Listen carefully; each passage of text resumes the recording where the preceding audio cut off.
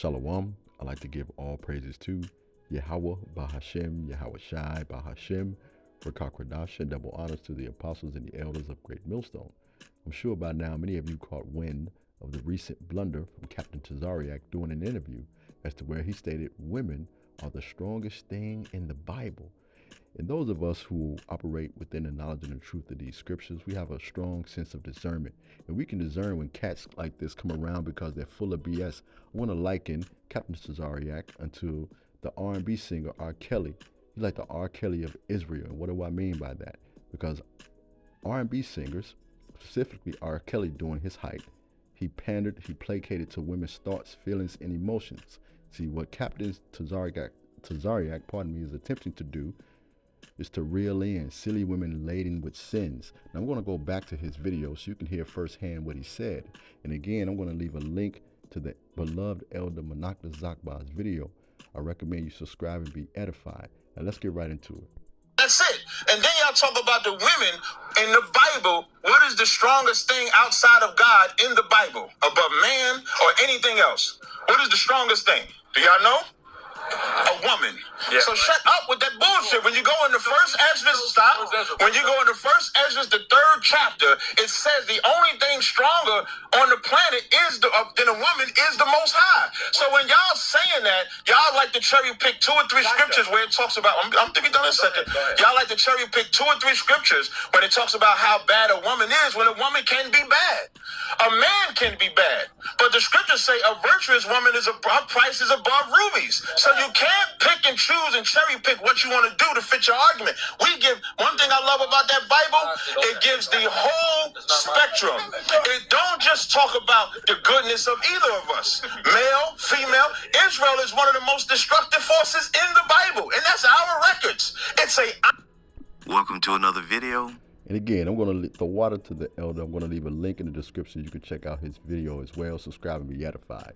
Now, I'm going to come out of this and I'm going to address it from a different angle because Captain TAZARAYACH said a number of things that need to be addressed. Why is that? Because we're defenders of the gospel. First thing, he said a woman cannot be bad. And that's folly in and of itself. It's a foolish statement to make. Ecclesiasticus chapter 25, verse 24. And it reads, of the woman came the beginning of sin, and through her we all die. What beginning? The beginning back in the Garden of Eden. 1 Timothy chapter 2, verse 13 on down. For Adam was formed first, then Eve. Why is that? Because the man is the head above the woman. Adam was formed first, then Eve. And Adam was not deceived. It was the woman who was deceived and became a sinner. What did Solomon say about dealing with women and the behavior of women, right? Ecclesiastes chapter 7, verse 28. While I was still searching, but couldn't find, I found one upright man among 1,000, but not one upright woman among them all. Let's go from here. Listen to what else he had to say. In Ecclesiastes chapter 7, verse 26, he says, I find more bitter than death the woman who is a snare, whose heart, meaning her mind, is a trap, and whose hands are chains. The man who pleases Yahweh will escape her, but the sinner will be taken by her. Ecclesiasticus chapter 25, verse 19, it states this, all wickedness, but is little wickedness to the wickedness of a woman. Let the portion of a sinner fall upon her. This clown said, after the Most High, the woman is the most strongest, powerful thing outside the Bible. If so, and this is homework for the listener, read Numbers, the 30th chapter, the 6th, the 7th, and the 8th verse.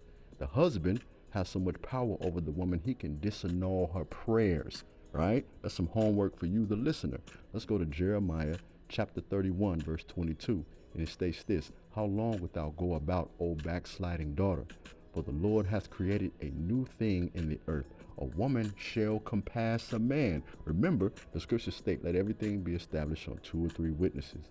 Isaiah chapter 3, verse 12 states this, as for my people, children are their oppressors, and women rule over them.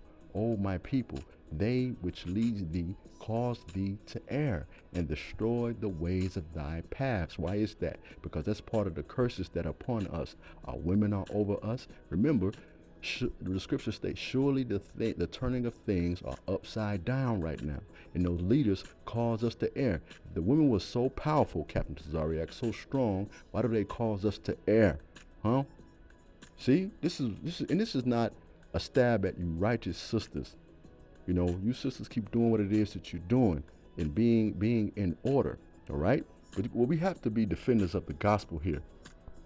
The Apostle Paul addressed the proper order when he wrote, to the Israelites in 1 Corinthians chapter 11 on down.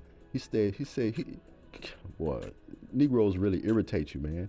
He stated, the woman is above the man. What does 1 Corinthians chapter 11 verse 3 on down state? But I would have you know that the head of every man is Yahushua, and the head of the woman is the man. Read it again. But the head of the woman is the man, and the head of Yahushua is Yahweh. See, this is what you have to say, or the question you have to ask for cats like Captain TAZARAYACH, man. Let me rewind this back here. Listen closely, man.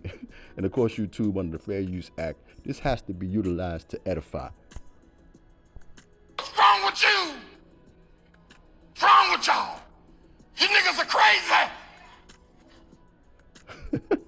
Hey, brothers, I hope this was edifying. Shalom.